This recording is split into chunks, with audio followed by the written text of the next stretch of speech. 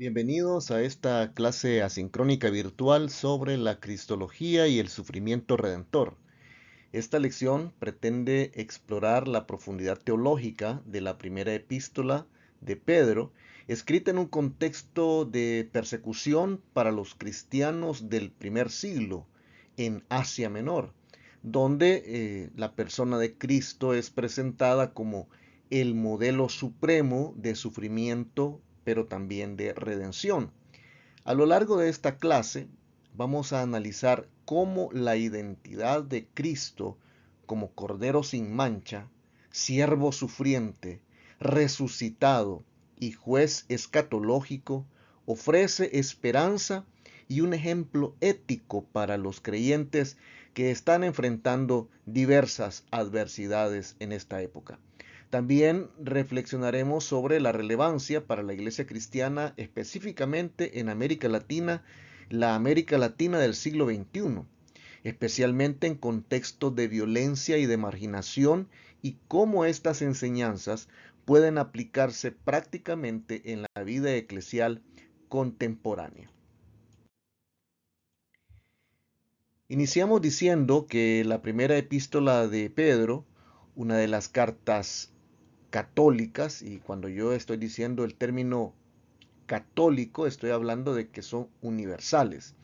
No me estoy refiriendo a la Iglesia Católica Romana. Quiero que desde ya quede claro esa terminología, pero la voy a estar usando mucho en estas lecciones.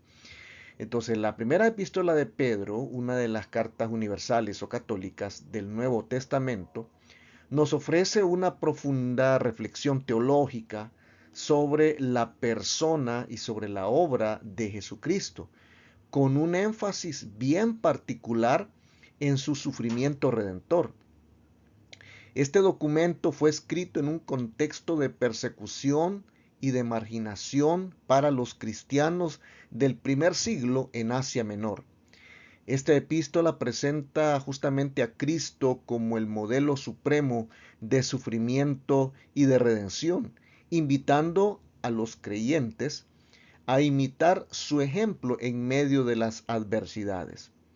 Entonces, esta lección examina la cristología, específicamente de primera de Pedro, destacando su enfoque en el sufrimiento redentor de Cristo y explorando cómo estas enseñanzas van a resonar con los desafíos enfrentados por la iglesia cristiana en sociedades de, por ejemplo, de El Salvador y de otros países de América Latina en este siglo XXI.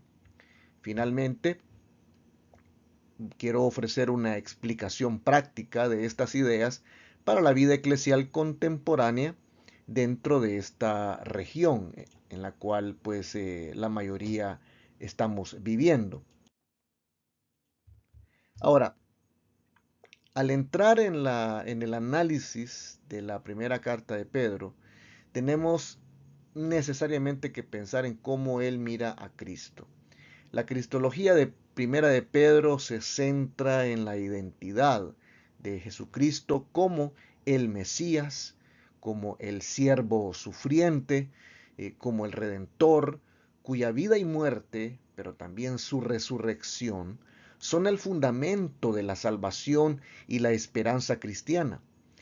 Esta perspectiva está profundamente arraigada en las Sagradas Escrituras, pero principalmente en las Escrituras hebreas, particularmente, ya más puntualmente, en lo que dice Isaías capítulo 53, que describe al siervo sufriente de Yahvé. Ahora, quiero destacar algunos aspectos clave de la cristología de Pedro. En primer lugar, debemos de hablar que él presenta a Cristo como el Cordero sin mancha. Específicamente en Primera de Pedro capítulo 1 versículos del 18 al 19, Cristo es presentado como el Cordero sin mancha, el Cordero sin contaminación, cuya sangre preciosa redime a los creyentes del pecado. Esta imagen que evoca el sacrificio pascual y los rituales levíticos subraya la naturaleza expiatoria de su muerte. Cristo no solo libera a los creyentes de la esclavitud del pecado, sino que establece un nuevo pacto, haciendo de ellos un sacerdocio real. Eso es lo que dice Primera de Pedro 2:9. El término griego utilizado para cordero evoca al cordero pascual de Éxodo capítulo 12, versículo 5, que debía de ser sin defecto, para ser ofrecido como sacrificio en la Pascua, simbolizando la liberación de Israel de la esclavitud en Egipto. Además, la referencia a un cordero sin mancha y sin contaminación resuena como los requisitos levíticos para los sacrificios. Para eso tenemos que echarle una ojeada a Levítico capítulo 22, versículo 21. Y también resuena con la figura del siervo sufriente que se nos presenta en Isaías capítulo 53, versículo 7, descrito como un cordero llevado al matadero. Ahora, en el contexto del siglo I, esta imagen justamente habría sido pues muy significativa tanto para los cristianos de origen judío, familiarizados con la tradición sacrificial, como para los gentiles, quienes podían entender el lenguaje de la redención en términos de liberación de la esclavitud, una práctica pues muy común en el mundo grecorromano. Pedro utiliza este lenguaje para destacar que la redención de Cristo no es solamente física o temporal, sino que es espiritual, es eterna, liberando a los creyentes de una vana manera de vivir heredada de sus antepasados. En contraste, entre cosas corruptibles como oro o plata y la sangre preciosa de Cristo, se subraya la superioridad del sacrificio de Cristo sobre los medios humanos de redención. En la cultura romana, el oro y la plata eran símbolos de riqueza, eran símbolos de poder, pero Pedro los califica como corruptibles, indicando con esto su naturaleza transitoria frente a la permanencia del sacrificio de Cristo. La sangre de Cristo, un símbolo de su muerte sacrificial, es presentada entonces como el medio definitivo de redención, superando cualquier sistema sacrificial o económico. Este pasaje articula una teología de la redención que enfatiza la iniciativa divina y el costo de la salvación. Justamente la expresión sabiendo que fuisteis rescatados implica que los creyentes son conscientes del precio pagado por su liberación. Este rescate no es sólo del pecado individual, sino que también es de un sistema de vida que él lo presenta como vano, que podría referirse a las prácticas paganas, la idolatría o la tradición judía mal entendida, dependiendo del trasfondo de la audiencia, por supuesto.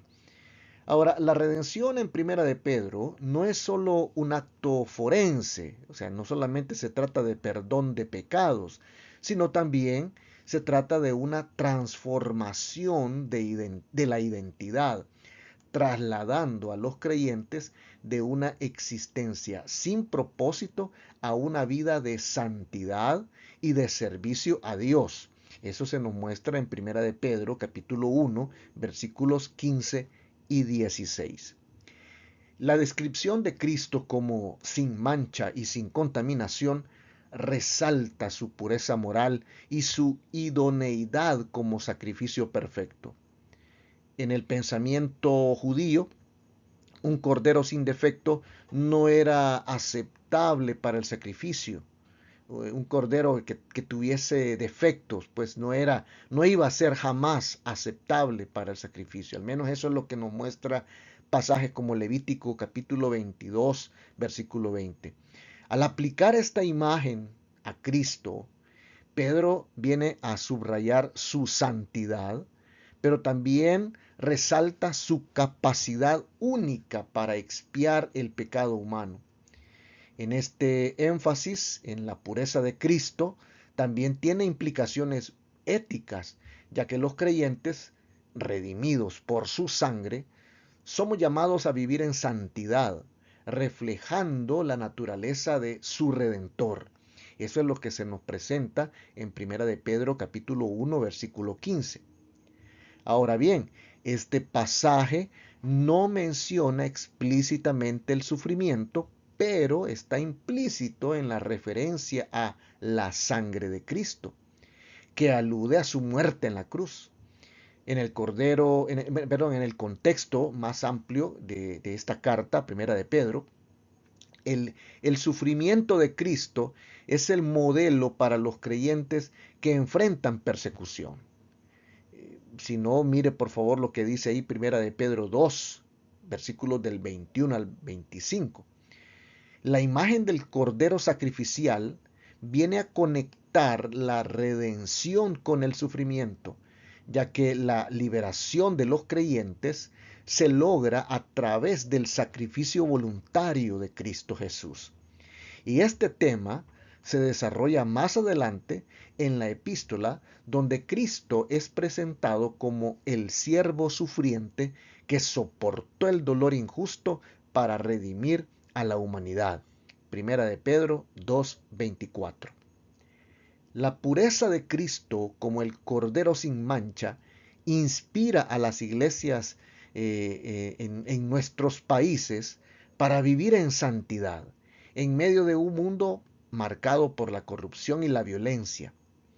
En países como por ejemplo Guatemala o Bolivia, donde las iglesias están enfrentando presiones para comprometer su fe en contextos de pluralismo religioso o secularismo, este pasaje llama a los cristianos a mantener su integridad moral, reflejando la santidad de Cristo. Esto puede traducirse en un testimonio público que obviamente va a desafiar las estructuras de poder que están corrompidas y que promueven, la iglesia puede promover valores cristianos, ¿no? Como la compasión y como la justicia. Ahora, también se nos muestra a Cristo como el siervo sufriente. En Primera de Pedro, capítulo 2, versículos 21 al 25. Allí Pedro desarrolla una cristología basada en Isaías, capítulo 53, describiendo a Cristo como el modelo de sufrimiento injusto, porque dice que Jesús no cometió pecado, ni se halló engaño en su boca. Primera de Pedro 2:22. Él soportó el sufrimiento sin responder con violencia y llevó los pecados de la humanidad en la cruz. Esta imagen no solamente enfatiza la redención, sino que también nos ofrece un ejemplo ético para los cristianos que enfrentamos persecución. Estas conexiones bien específicas a las cuales yo me refiero de conexión incluyen, por ejemplo, la declaración, no cometió pecado, ni se halló engaño en su boca. Primera de Pedro 2:22. Eso lo podemos comparar con Isaías 53:9. La inocencia de Cristo aquí entonces es enfatizada, destacando su pureza moral como el siervo que no merecía el sufrimiento que padeció. Luego se nos presenta la expresión llevó él mismo nuestros pecados. Primera de Pedro capítulo 2 versículo 24. Y eso lo podemos comparar con lo que dice Isaías capítulo 53 versículos 4 y 5 y los versículos 11 y 12. Dice, pues se nos refiere, ¿no?, que la muerte de Cristo es presentada como un sacrificio vicario expiando de esta manera los pecados de toda la humanidad. También está la expresión por cuya herida fuisteis sanados. Primera de Pedro 2:24. Eso lo podemos comparar con lo que dice Isaías 53:5. La curación espiritual y posiblemente también la curación física de los creyentes viene a ser el resultado del sufrimiento de Cristo. También está la expresión ovejas descarriadas. Primera de Pedro 2:25. Comparémoslo con lo que dice Isaías 53:6. La humanidad, perdida en el pecado, viene a ser restaurada por el siervo, quien es también el pastor. Entonces, todas estas alusiones nos muestran que Pedro interpreta a Cristo como el cumplimiento de la figura del siervo presentado en Isaías, uniendo su sufrimiento con la redención y su ejemplo con la ética cristiana. Luego el versículo 21 establece el propósito del pasaje. Dice que Cristo sufrió dejándonos ejemplo para que sigáis sus pisadas. La palabra griega ejemplo se refiere a un modelo o a un patrón a imitar, como un trazado que un estudiante sigue para poder aprender a escribir. ¿Se acuerda usted cuando aprendimos a escribir en esos cuadernos de caligrafía que había un patrón que se debía de imitar? Entonces, algo así es esa expresión griega, ejemplo. Pedro presenta el sufrimiento de Cristo no solo como un acto redentor, sino como un paradigma, es decir, un modelo para los creyentes, especialmente los esclavos, quienes enfrentaban abusos y maltratos en la sociedad romana. La respuesta de Cristo al sufrimiento, no maldecir, no amenazar, sino encomendarse a Dios, tal como dice 1 de Pedro 2:23, es un modelo de paciencia, de humildad y de confianza en la justicia divina. Este énfasis ético es particularmente relevante en el contexto de Primera de Pedro, donde los cristianos eran una minoría vulnerable, acusados muchas veces de subversión por la fe. Al imitar a Cristo, los creyentes podían transformar su sufrimiento en un testimonio poderoso, demostrando así de esta manera la superioridad moral del Evangelio frente a la hostilidad pagana. Primera de Pedro 2:12.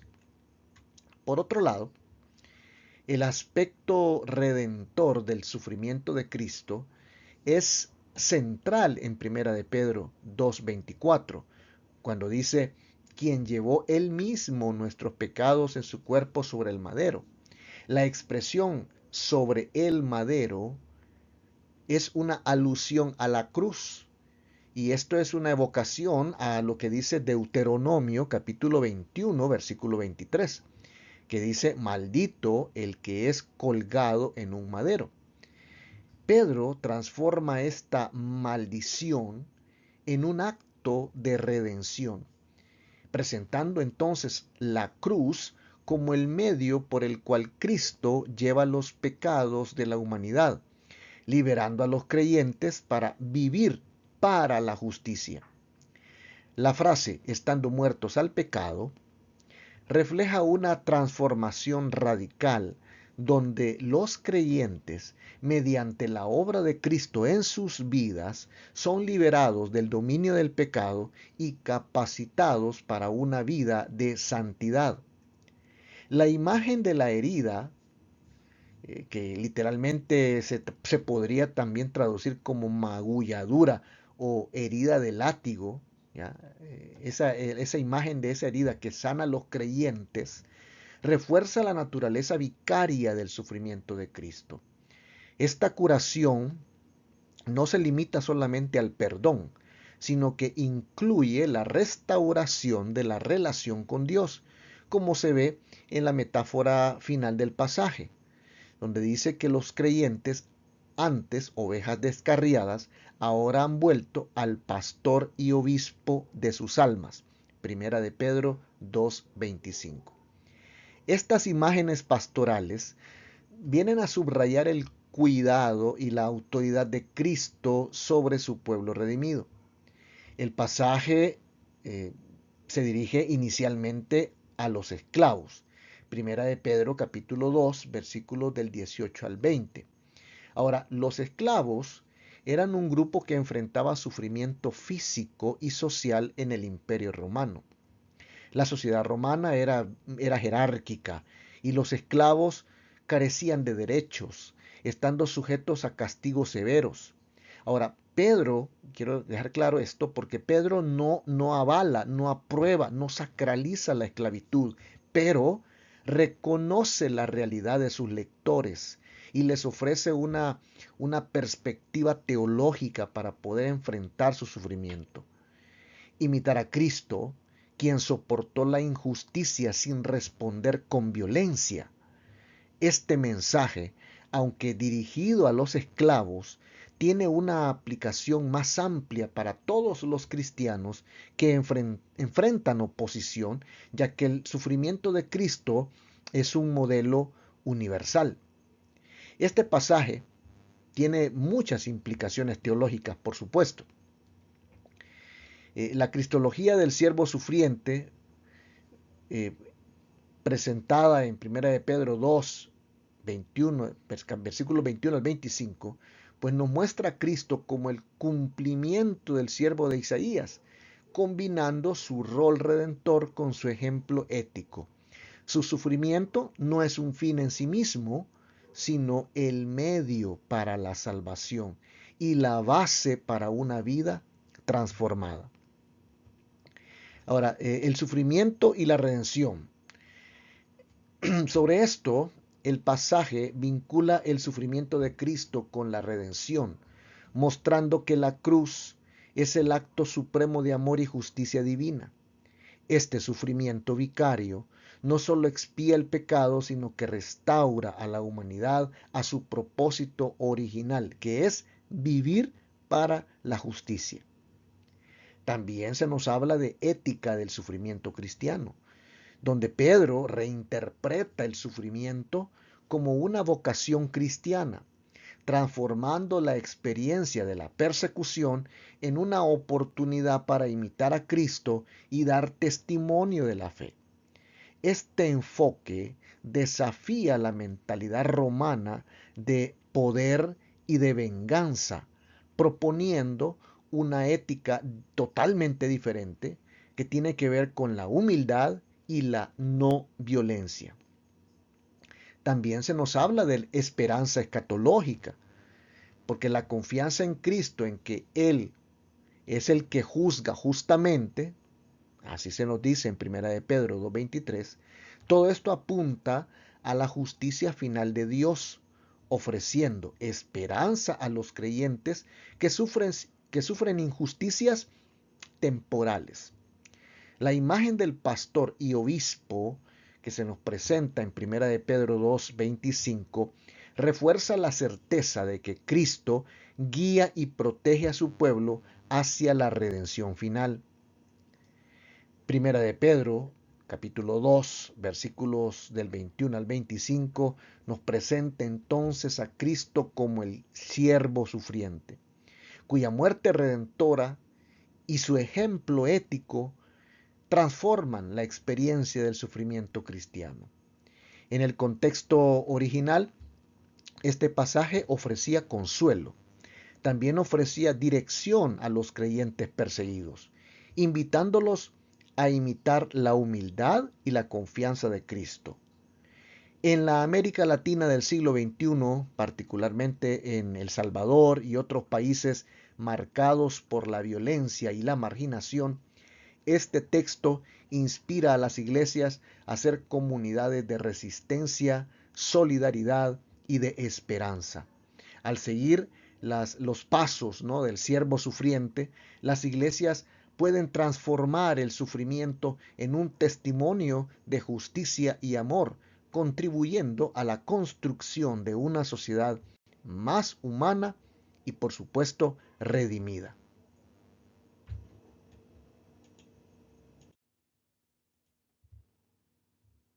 Ahora, también se nos presenta a Cristo como el resucitado y el exaltado. La resurrección y exaltación de Cristo son fundamentales en esta carta. Su victoria sobre la muerte garantiza la esperanza viva de los creyentes y su autoridad sobre ángeles, autoridades y potestades, según dice Primera de Pedro 3:22. Esta cristología entonces exalta, ¿no?, esa seguridad de los cristianos, de que el sufrimiento presente no tiene por qué tener la última palabra, porque Cristo es quien está reinando victorioso. En Primera de Pedro 1:3, Pedro alaba a Dios por su misericordia, que ha hecho renacer, dice él, a los creyentes para una esperanza viva, mediante la resurrección de Jesucristo. Este versículo establece la resurrección como el evento fundacional de la fe cristiana, transformando la existencia de los creyentes al otorgarles una nueva identidad y una esperanza que trasciende las circunstancias presentes. Hay varias palabras que yo quiero traer a colación y quiero que usted las mire, por favor. Hay una expresión ahí, hecho renacer, dice el pasaje. El término griego para esta expresión implica un nuevo nacimiento espiritual, evocando imágenes de regeneración como las que se presentan en Juan 3:3 y en Tito 3:5. Este renacimiento que se nos presenta en Primera de Pedro 2, capítulo 2, versículos del 9 al 10, no es solo individual, sino también es colectivo porque forma un pueblo redimido. También está la expresión esperanza viva. La resurrección de Cristo asegura una esperanza que no muere, en contraste con las esperanzas temporales del mundo grecorromano. En un contexto de persecución donde los cristianos pues enfrentaban marginación y sufrimiento, esta esperanza les daba fuerzas para poder perseverar. Y en Primera de Pedro, capítulo 1, versículos del 4 al 5, también está la expresión por la resurrección de Cristo. Mire, la resurrección es el fundamento teológico de la esperanza, demostrando la victoria de Cristo sobre la muerte y garantizando la futura redención de los creyentes. El trasfondo de este versículo incluye ecos del Antiguo Testamento, particularmente de los Salmos, que celebran la fidelidad de Dios. Por ejemplo, el Salmo 33, versículos del 18 al 22. La resurrección de Cristo se presenta como el cumplimiento de las promesas de Dios, ofreciendo una herencia incorruptible a los creyentes. Primera de Pedro 1:4. Luego, en Primera de Pedro, capítulo 3, versículos 21 y 22, Pedro conecta la resurrección y exaltación de Cristo con el bautismo y la victoria cósmica, ¿no? Este pasaje sigue una referencia al arca de Noé que se nos presenta, ¿no?, al bautismo como un símbolo de salvación que corresponde al paso de Noé a través del diluvio.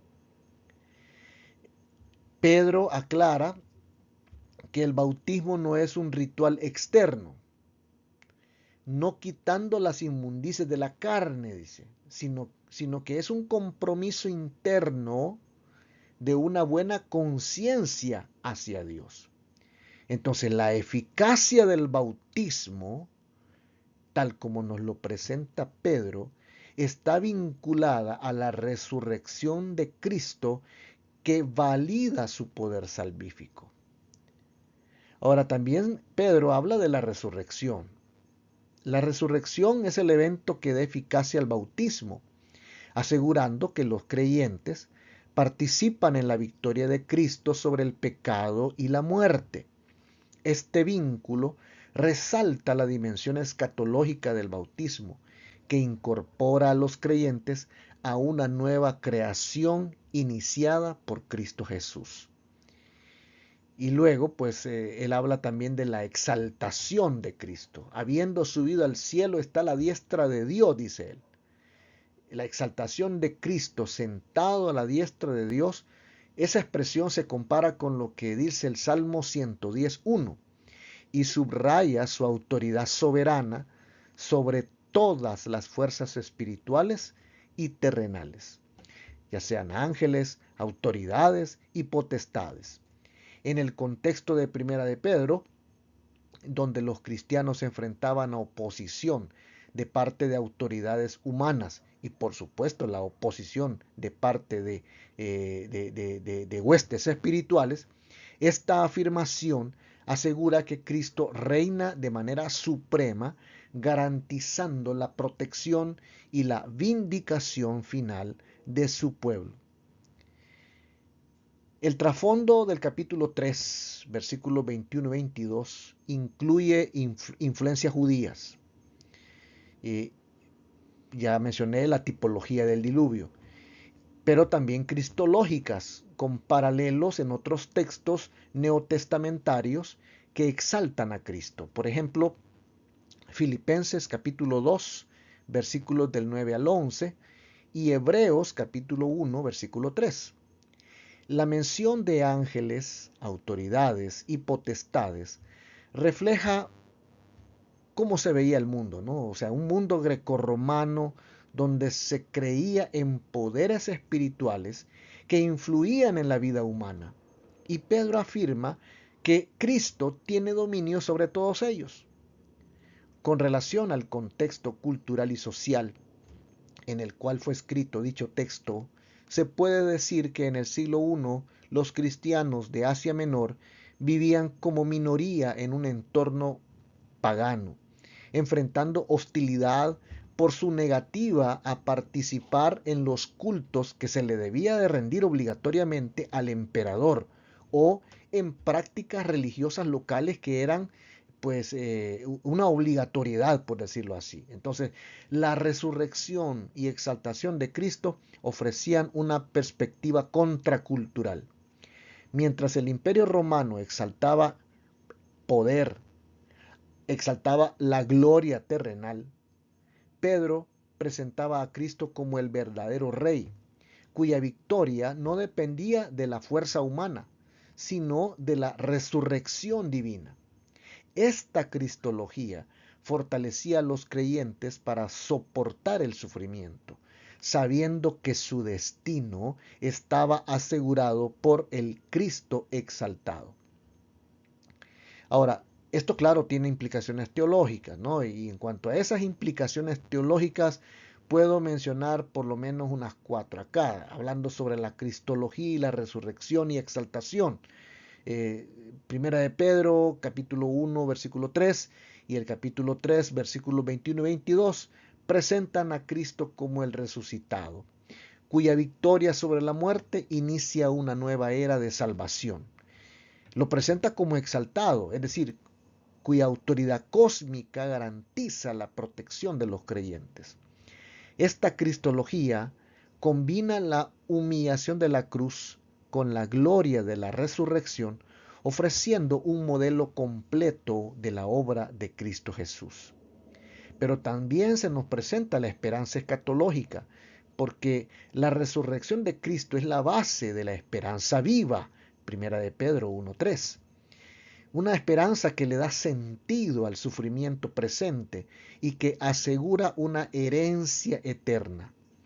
La exaltación de Cristo refuerza esta esperanza, afirmando que su soberanía sobre todas las fuerzas opresoras es real. También se nos habla sobre el bautismo y nueva identidad, porque el bautismo, empoderado por la resurrección, incorpora a los cristianos en la comunidad de Cristo, transformando su identidad de extranjeros a miembros del pueblo de Dios. Primera de Pedro, capítulo 2, versículos del 9 al 10. También hay una victoria, se nos presenta la victoria sobre todo tipo de poder, porque la exaltación de Cristo sobre ángeles, sobre autoridades y sobre potestades asegura que los creyentes, que ninguna fuerza humana, ninguna fuerza espiritual tampoco, puede frustrar el propósito de Dios, ofreciendo de esta manera consuelo en tiempos de una persecución que cada día se volvía más difícil. Ahora, también se nos presenta a Cristo como juez escatológico. En Primera de Pedro, capítulo 4, versículo 5, Cristo es presentado como el juez de vivos y muertos, lo que refuerza la dimensión escatológica de su obra. Esta perspectiva motiva a los creyentes a vivir en santidad y a perseverar en la fe, sabiendo que el sufrimiento temporal va a dar paso a la gloria eterna. La frase "el que está preparado para juzgar a los vivos y a los muertos" identifica a Cristo como el juez escatológico, un título que refleja su autoridad divina y su rol en el cumplimiento del plan redentor de Dios. El término griego para juzgar, esa palabra juzgar, implica un juicio justo, pero también definitivo, mientras que la expresión vivos y muertos abarca a toda la humanidad, indicando la universalidad del juicio de Cristo. Esta imagen, arraigada en la tradición judía y cristiana primitiva, donde Dios es el juez supremo de todo. Si no, podemos comparar con lo que dice el Salmo 96:13 o con lo que dice Hechos capítulo 10, versículo 42 y también 2 Timoteo capítulo 4, versículo 1. El participio está preparado nos sugiere una disposición constante y segura de Cristo para poder ejecutar el juicio. En el contexto de Primera de Pedro, esta afirmación responde a la experiencia de los cristianos que enfrentaban burlas, también se enfrentaban a persecución por parte de su fe.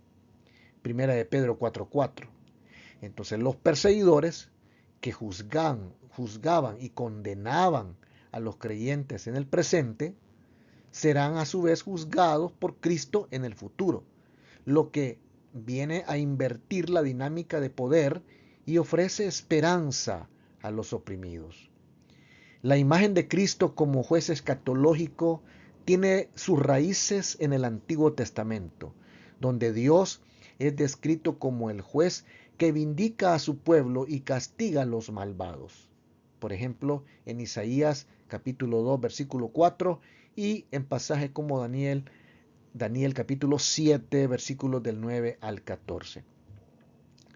En el judaísmo del Segundo Templo, esta función se asociaba a menudo a una figura mesiánica, como el Hijo del Hombre en Daniel capítulo 7, versículos del 13 al 14. En el Nuevo Testamento, esta autoridad se transfiere a la persona de Cristo Jesús.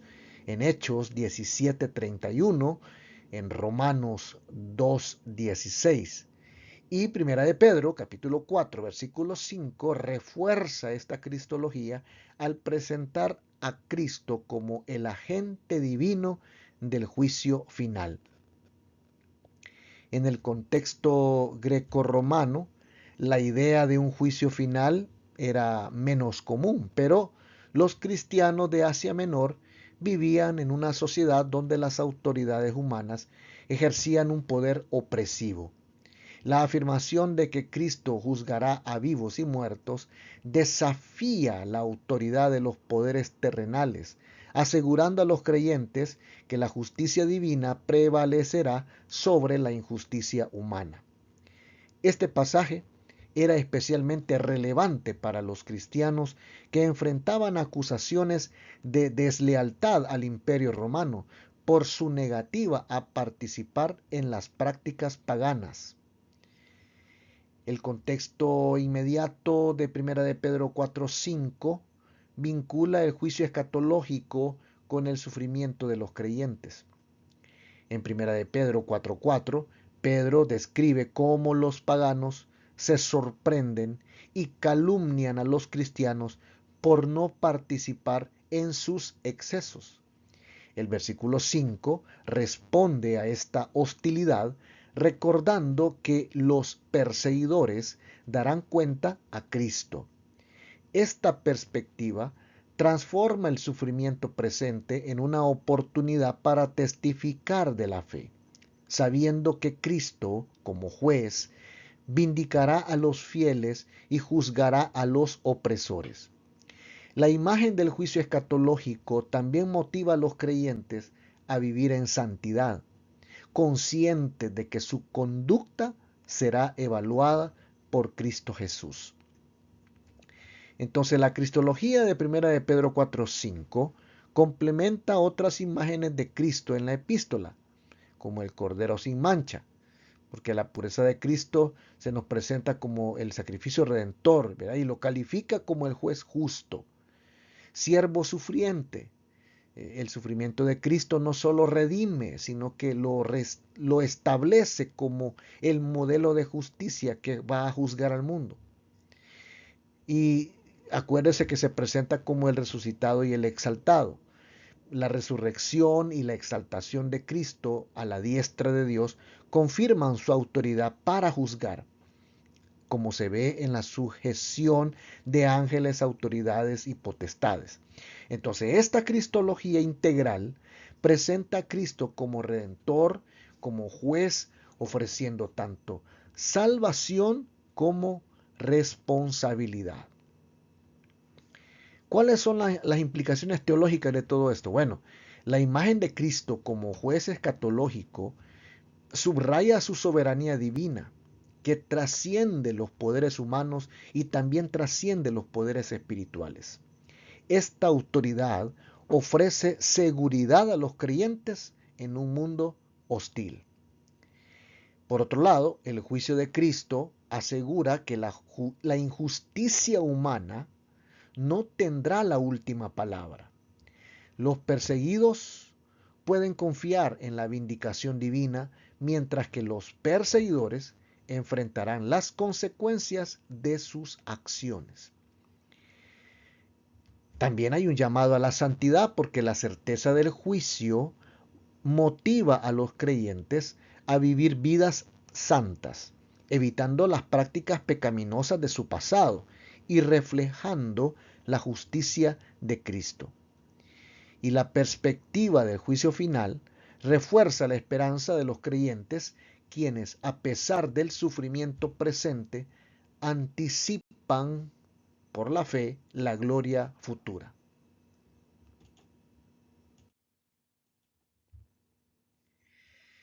Luego tenemos que hablar sobre el concepto del sufrimiento redentor en Primera de Pedro. Esto está intrínsecamente ligado a la cristología. La epístola no solo presenta el sufrimiento de Cristo como el medio de redención, sino que también lo establece como un paradigma para los creyentes. Y los puntos clave que yo puedo mencionar acá incluyen, en primer lugar, el sufrimiento como vocación cristiana. Pedro exhorta a los cristianos a seguir las huellas de Cristo, quien sufrió injustamente, pero confió en Dios. El sufrimiento no es un accidente.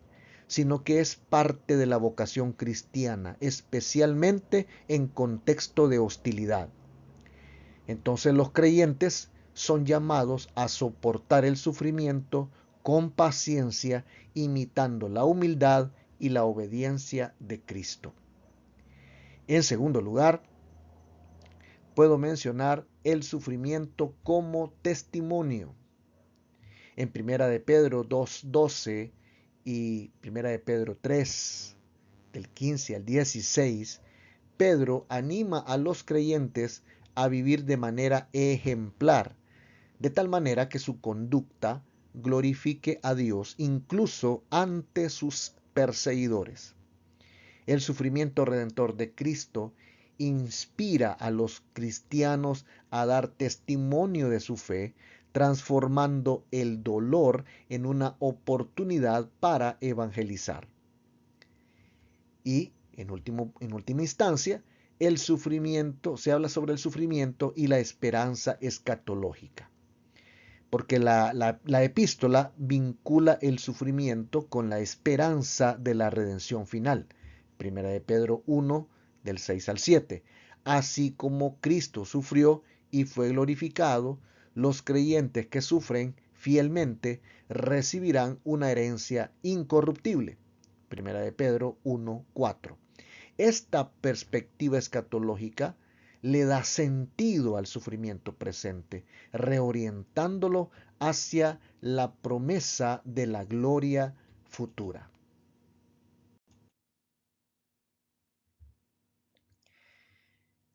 La sociedad salvadoreña y de otros países de América Latina, por supuesto, en este siglo XXI enfrentan diversos desafíos que resuenan con el contexto de Primera de Pedro. Violencia, desigualdad social, marginación y en algunos casos persecución religiosa. En El Salvador, la herencia de la guerra civil que se dio entre los años 1980 a 1992 y la persistente violencia del crimen organizado ha venido creando un entorno de sufrimiento y de temor, de miedo para muchas comunidades. En países como Guatemala, Honduras, México y Colombia, problemas similares como la violencia estructural, la pobreza, la migración forzada, todo esto afecta profundamente a las iglesias cristianas. Además, en algunos contextos, los cristianos enfrentan discriminación, opresión por su fe, especialmente en áreas donde las prácticas religiosas tradicionales o el secularismo son predominantes. La cristología y el sufrimiento redentor de Primera de Pedro ofrecen un marco teológico y práctico para las iglesias cristianas en América Latina. En primer lugar, identificación con el Cristo sufriente. En América Latina, donde muchas comunidades cristianas enfrentan pobreza, violencia y exclusión, la imagen de Cristo como siervo sufriente resuena profundamente. Las iglesias pueden encontrar consuelo y propósito al identificarse con un Cristo que sufrió injustamente, pero cuya obediencia resultó en redención. Por ejemplo, en El Salvador, las comunidades cristianas que trabajan en zonas de alto riesgo, como las afectadas por pandillas o por el crimen organizado, pueden inspirarse en Primera de Pedro, capítulo 2, versículo 21 y 25, para perseverar en su misión de amor y servicio, incluso aún en medio del peligro. El sufrimiento también se nos presenta como un testimonio profético. La exhortación de Primera de Pedro a vivir de manera ejemplar es relevante para las iglesias latinoamericanas que buscan ser luz en contextos de corrupción, violencia e injusticia. En países como México o Colombia, donde las iglesias han enfrentado amenazas por denunciar el narcotráfico El sufrimiento redentor de Cristo inspira a los creyentes a mantener un testimonio valiente, promoviendo la justicia y la reconciliación. También se habla de la esperanza escatológica, y esto es algo que es interesante, la esperanza escatológica en medio de la adversidad. Eh, Eso que se nos dice en 1 de Pedro capítulo 1, versículos del 3 al 7, por ejemplo, es especialmente significativo en contextos de crisis, como la migración masiva que, por ejemplo, se da en Centroamérica o la violencia en Colombia. Las iglesias pueden proclamar esta esperanza animando a los creyentes a perseverar, sabiendo que su sufrimiento no es el fin, sino que es un camino hacia la redención final. En El Salvador, por ejemplo, las comunidades cristianas han utilizado esta enseñanza para fortalecer a las familias desplazadas por la violencia, ofreciendo apoyo espiritual y práctico también. Y por último, en el contexto latinoamericano se hace también un llamado a la santidad y a la resistencia pacífica, porque la ética que se nos presenta en Primera de Pedro llama a los cristianos a que respondamos al mal con el bien. Primera de Pedro 3:9. Y esto desafía a las iglesias latinoamericanas a resistir la violencia y la opresión con amor y no violencia.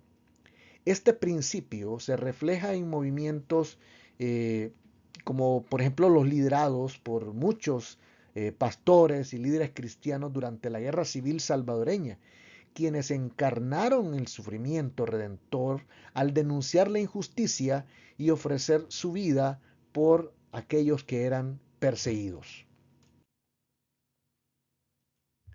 Las enseñanzas de Primera de Pedro pueden orientar a las iglesias en Latinoamérica en su misión actual. Por ejemplo, yo puedo ver que todo lo que nos enseña la carta, la primera carta de Pedro, ayuda a fortalecer la pastoral del acompañamiento. Es una invitación a que se fortalezca la pastoral del acompañamiento. Las iglesias deben desarrollar ministerios que acompañen a las víctimas de la violencia, de la pobreza, de la migración, ofreciendo consuelo y esperanza a través de la cristología de Primera de Pedro. Esto incluye programas de apoyo psicológico, refugios para desplazados y espacios de oración comunitaria. También es una invitación para que se genere una formación teológica contextualizada. En este sentido, las iglesias deben enseñar la cristología de Primera de Pedro en seminarios y estudios bíblicos, relacionándola con los desafíos locales. Por ejemplo, se pueden organizar talleres que conecten el sufrimiento redentor de Cristo con las experiencias de las comunidades afectadas por la violencia, por ejemplo, en países como El Salvador u Honduras. También es un testimonio, una invitación al testimonio público y profético. Inspiradas por Primera de Pedro, las iglesias deben alzar su voz contra la injusticia. ¿Cómo? Promoviendo la paz, promoviendo la reconciliación en sus comunidades. Esto incluye abogar por políticas públicas que protejan a los vulnerables y denunciar la corrupción y la violencia estructural. También es una invitación a la esperanza escatológica. En un contexto de desesperanza, las iglesias deben enfatizar la promesa de la resurrección y la nueva creación, animando a los creyentes a vivir con propósito y a que puedan vivir con confianza en la victoria final de Cristo Jesús en sus propias vidas. Para concluir, debo decir que la cristología de Pedro, centrada específicamente en el sufrimiento redentor de Cristo, ofrece un mensaje poderoso a la iglesia cristiana en América Latina en el siglo XXI, al presentar a Cristo como el Cordero, como el siervo sufriente, como el resucitado. La epístola proporciona un modelo para enfrentar, para encarar el sufrimiento, pero con fe, con esperanza, con acción profética. En contextos como El Salvador y otros países latinoamericanos donde la violencia, la pobreza y la marginación son realidades cotidianas, las enseñanzas de Primera de Pedro inspiran a las iglesias a ser comunidades de resistencia, solidaridad y esperanza. Al imitar a Cristo, las iglesias pueden transformar el sufrimiento en un testimonio redentor, contribuyendo a la construcción de una sociedad más justa y más compasiva. Espero que este tiempo de estudio haya sido de mucha bendición para usted. Si usted considera que puede ayudar este estudio a alguien más, pues puede compartirlo. Es totalmente gratis para que usted lo comparta, usted lo enseñe, lo predique y bueno, que sirva de bendición para más personas. Un abrazo y nos vemos en el próximo estudio. Que Dios les bendiga.